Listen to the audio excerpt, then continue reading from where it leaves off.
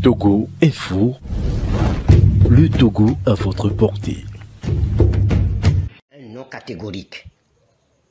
C'est impératif.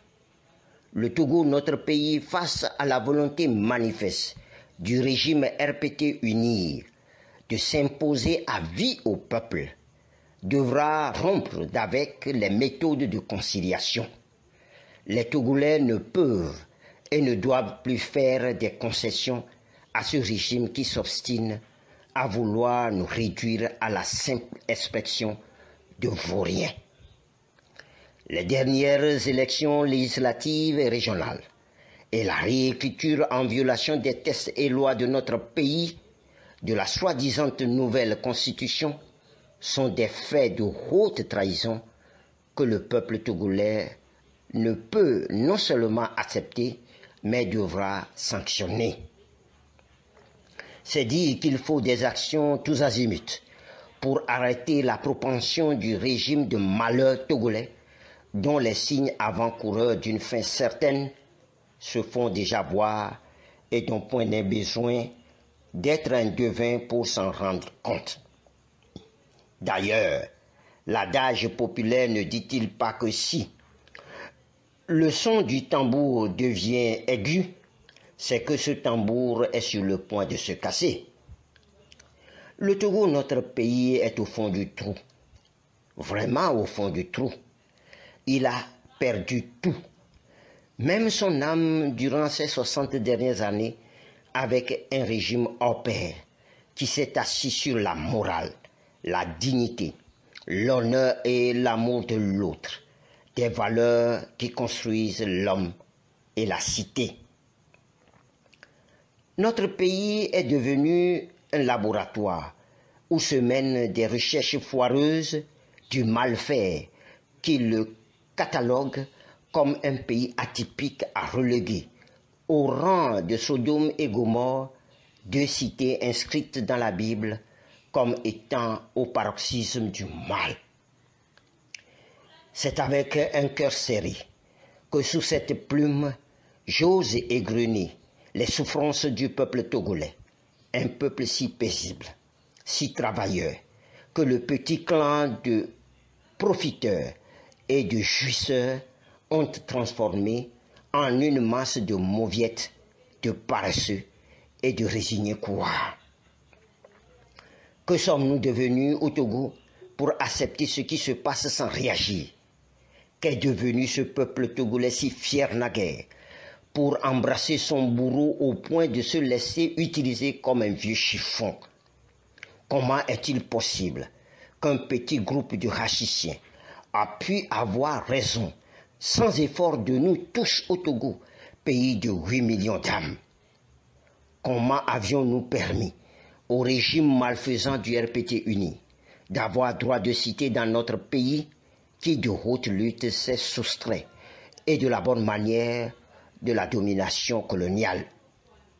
Il ne se comprend pas que les Togolais aient décidé et de façon unanime de subir et de demeurer dans l'esclavage que lui imposent des valets locaux irréfléchis, mais aussi le concert de véritables criminels cachés sous le label de la haute finance internationale ou vulgairement appelée la communauté internationale.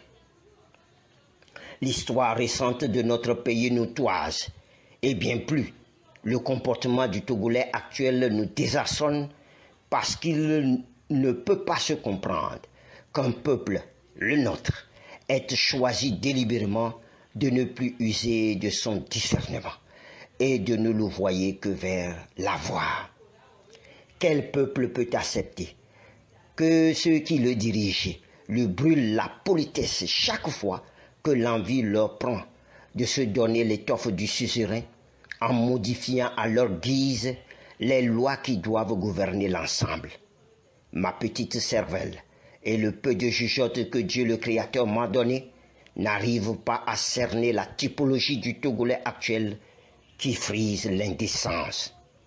Bien sûr que c'est indécent, voire criminel, que quelques individus aillent se cacher dans une chambre pour sortir sous cape une constitution censée régir la vie nationale sans en référer au peuple qui est le détenteur de la souveraineté. C'est bien plus indécent et criminel qu'un tel chiffon à qui on veut conférer la plénitude d'une loi fondamentale soit l'émanation et l'approbation de députés dont le mandat a échu, attestant par là que le régime RPT uni n'a que cure du respect du peuple et de la loi.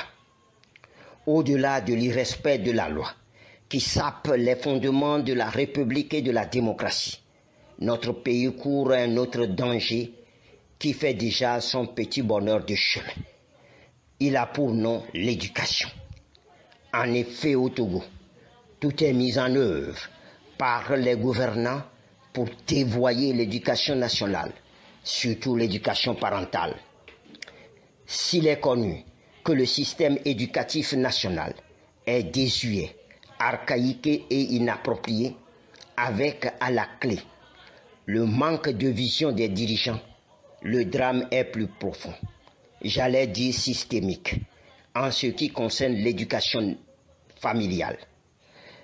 Il est facile de voir aujourd'hui que la jeunesse togolaise se vautre dans la facilité, le gain sans effort, le vol, la triche et la débauche.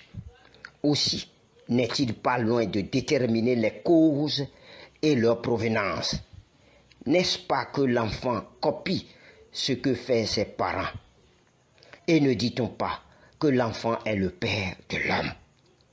Si au sommet de l'État, on prône le mensonge, la tricherie, le vagabondage et la violence, que ne feraient pas les jeunes à qui on fait assimiler tous ces travers qui les détruisent?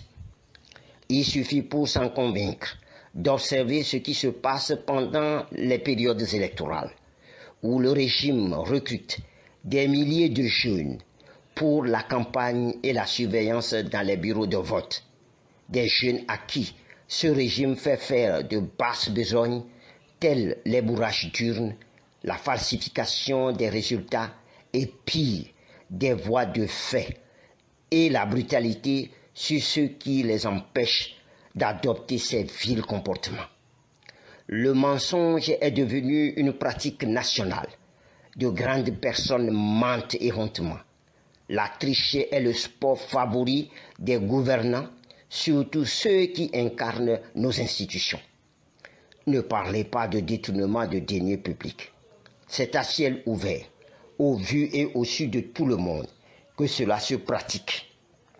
Ainsi, tous les fonds destinés à booster le développement de notre pays sont siphonnés par des individus appartenant au clan et à la petite minorité qui accapare toutes les richesses de notre pays.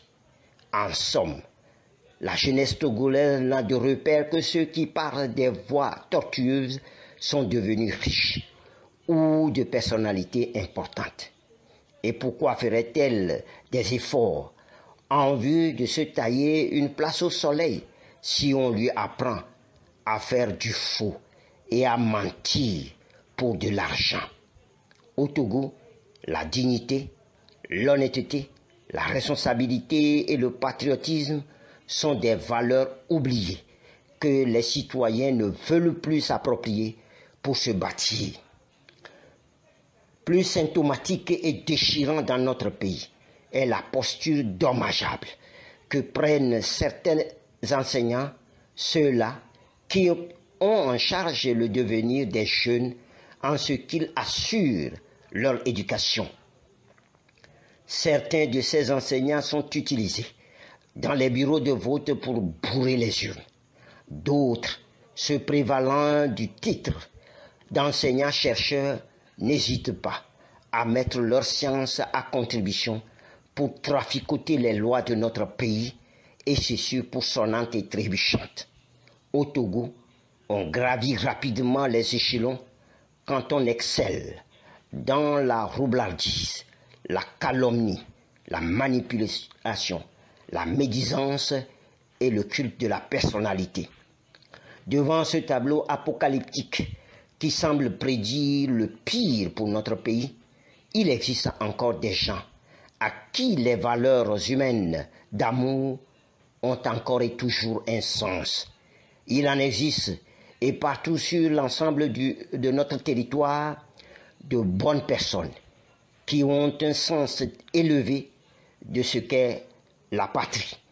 En exemple, les braves dames qui, le 29 avril 2024, ont courageusement intercepté et vidé les poches d'un proviseur de lycée de Cara des bulletins prévotés avec lesquels il s'apprêtait à bourrer les urnes.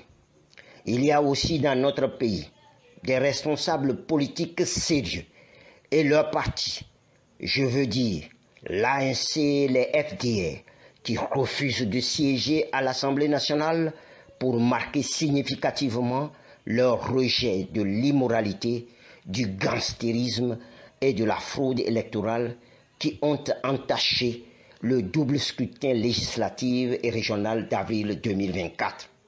Bien sûr, il y a des milliers de parents togolais qui, malgré la déchéance dans laquelle le régime nous baigne, continuent d'éduquer leurs enfants avec des valeurs sûres qui feront la différence demain. Oui, il existe au Togo des millions de jeunes réfléchis qui pensent leur avenir et celui de notre cher pays, le Togo. Évidemment, il n'est plus possible d'adopter la logique de tout est gris au Togo. Il faut appeler un chat, ou c'est noir, ou c'est blanc. Le régime des Gnassingbé a détruit notre pays en lui enlevant ce qu'il a de plus cher, son âme. C'est pourquoi il nous faut sauver à tout prix notre pays. Et la seule voie contre le mal est d'opposer un non catégorique. Francis Pedro Amouzou, le 14 juin 2024.